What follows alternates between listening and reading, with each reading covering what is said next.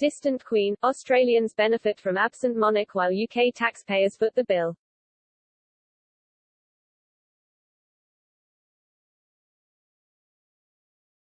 A monarchist has pointed out one benefit Australia has over the UK when it comes to having the Queen as head of state.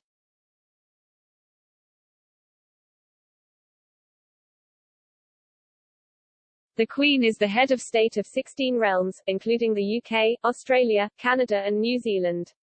While she presides key ceremonies such as the state opening of Parliament in person in London and holds weekly meetings with the British Prime Minister, she can't do so with the other countries who still recognise her as sovereign.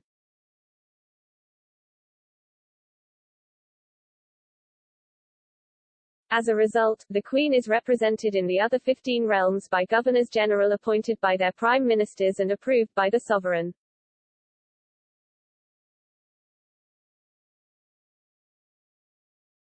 Until 2015, the Queen routinely paid visits to these countries, a duty now passed on to her children and grandchildren.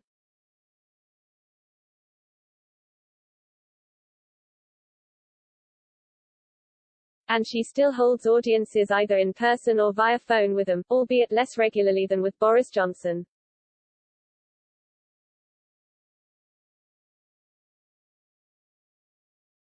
The Queen last met Australian Prime Minister Scott Morrison at Windsor Castle in June, after he attended the G7 summit in Cornwall.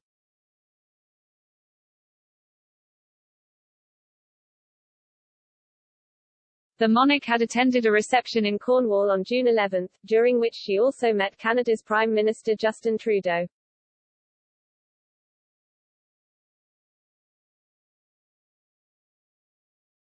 The pair had also held a phone audience hours before the reception.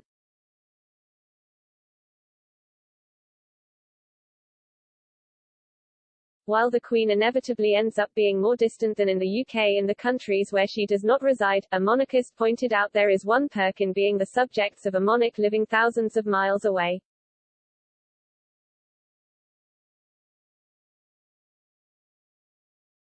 Philip Benwell MBE, National Chair of the Australian Monarchist League, told Express.co.uk, whilst the Queen does not reside in Australia, there are benefits in having an absent monarch as Australians, particularly the Governor-General and the state governors, are the face of the Crown in this country.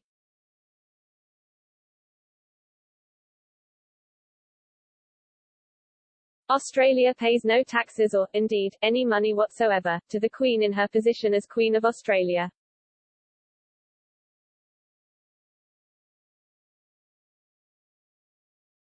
Normally, Australians only pick up the costs of official visits paid by members of the royal family to their country.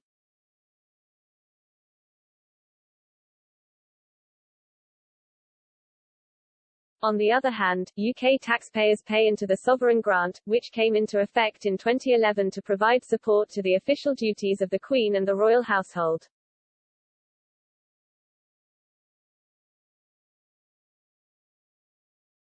The amount the firm receives in state funds is calculated based on the income from their extensive property portfolio, the Crown Estate.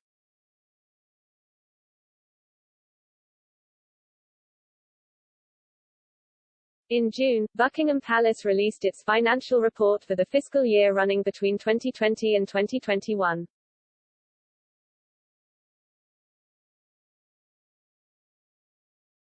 In it, it stated the latest sovereign grant amounted to £85.9 million.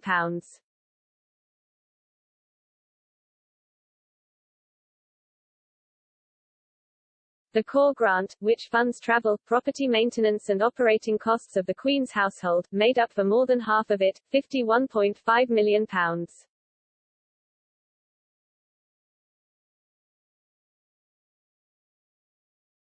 The ongoing renovation works at Buckingham Palace, which have been added to the grant since 2017, made up for the remaining 34.4 metres.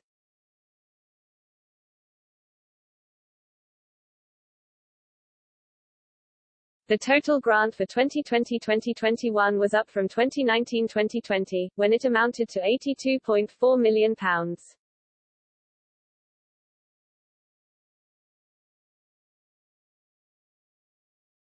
However, the palace stressed the impact the grant has on individuals remains low, stating during the past fiscal year it cost £1.29 per person in the UK.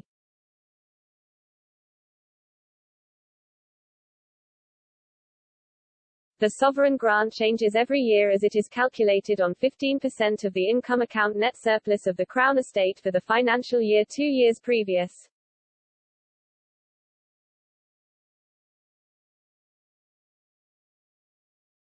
The coronavirus pandemic hit hard the Crown estate over the past few months, with its income falling by 53% to £9.4 million from the £20.2 million raked in the year before.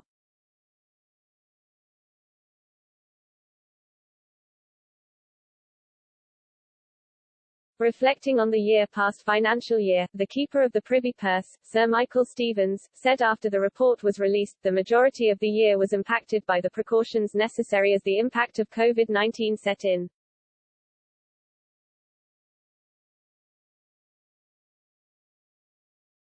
Plans had to change and Her Majesty's programme, supported by her family, had to react.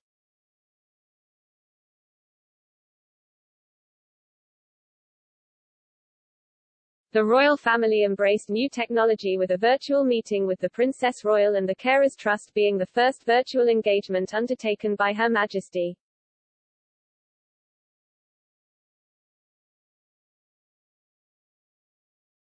More virtual engagements followed as well as a small number of physical engagements and 2 addresses to the nation and the knighting of Captain Sir Tom Moore in the quadrangle at Windsor Castle.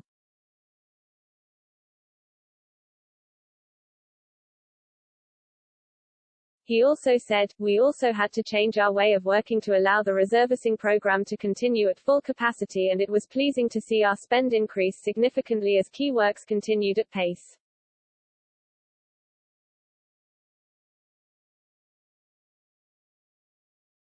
This trend will continue in the current year with a deadline to ensure the palace is ready to take part in the Jubilee celebrations next summer.